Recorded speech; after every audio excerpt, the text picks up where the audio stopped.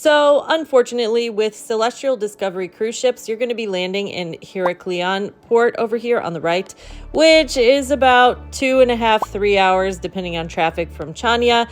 And that's where all the pink sand beaches, volcanic sand, black beaches, and all the beautiful things like Elephantini and all that stuff is located on that side of the island. So we probably should have taken an excursion. So I definitely think you should take an excursion when you land here, because you do dock at like 7 in the morning.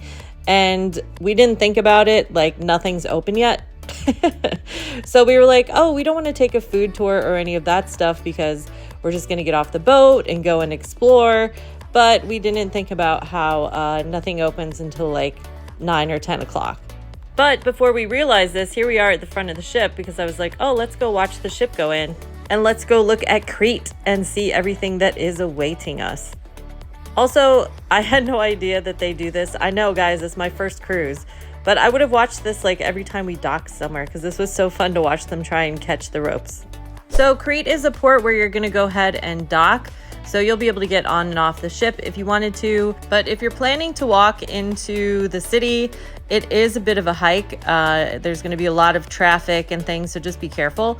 But they make it really easy for you. You just follow this yellow line and it takes you all the way into the center of the city, basically. It takes you into city center, and it is a bit of a walk. This was the longest walk we've had so far in terms of like a dock. So I would say it's probably going to take you about 20 minutes to get into where the city starts. And the route that it takes you all along the water. You get to see all the fishing boats and things. But like I was saying, everything was closed. Even Starbucks was closed. But at least I got to see their signature mugs, which I always like to go see them in every country just to see what they look like.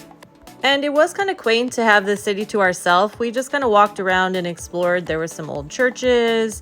There was really cool architecture.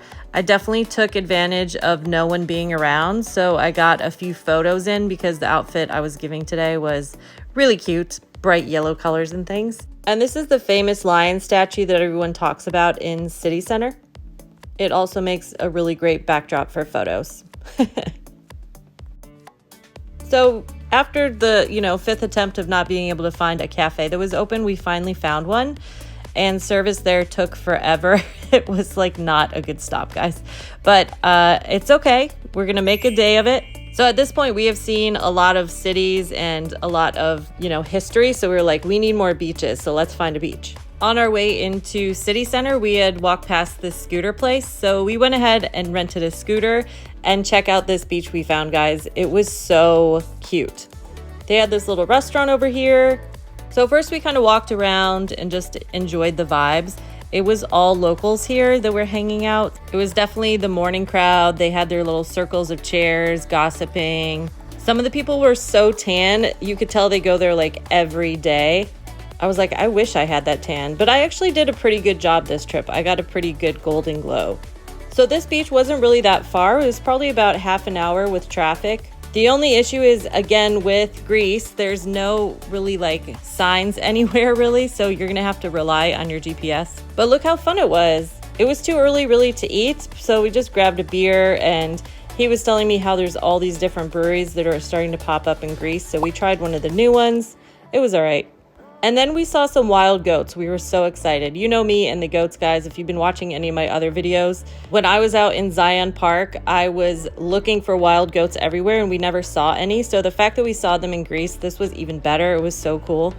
And as the day kind of progressed, the color in the water started to change. It became more this like light blue, closer to shore, little turquoise over there. The next time I come to Greece, I literally just want to sit in the water the whole time that I'm there. So then that's it. It was time to head back to the ship. So they give you a nice cool towel on your way back to the ship, which was really nice because it was about like 85 degrees by now and you have to walk back from Cindy Central.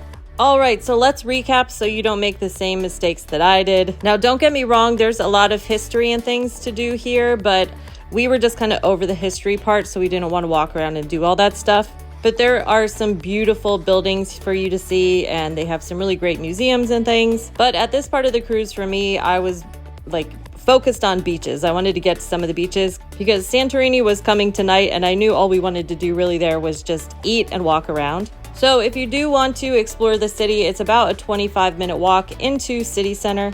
However, like I said, things don't really open until like 9 o'clock, 10. So maybe use this day to sleep in or take one of the excursions. If you do want to explore around the area, I would definitely suggest a rental.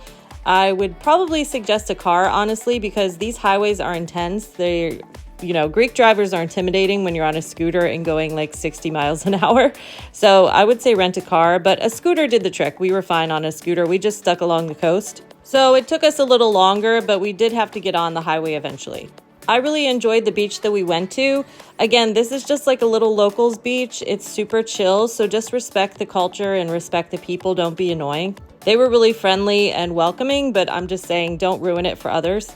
And since nothing was open, that's the reason I didn't buy much for souvenirs. Don't get me wrong, there are a lot of souvenirs in the city, but that's why I put the little comma there, like souvenirs €1, but so if you guys do want to get souvenirs, there's plenty of souvenirs around. They just don't open till after 10 o'clock. And honestly, that whole strip of you coming in from the port, that is all shops and bars, restaurants and things. So I hope this video helps you guys so you don't make the same mistakes that I did. And don't worry, because my other islands, I did way more research, and like Santorini, you're gonna wanna see that video tomorrow because it was amazing. It's everything it's cracked up to be, and those travel tips will really come in handy for you. But for now, if you guys are liking this Greek island series that I've been doing, drop a blue heart down in the comments so I know I'm doing a good job and give you guys some good information.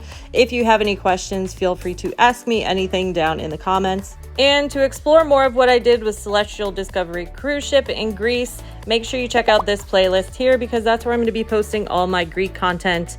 And these videos are amazing. I still can't believe I was able to see all of this in only 4 days. I'll see you there.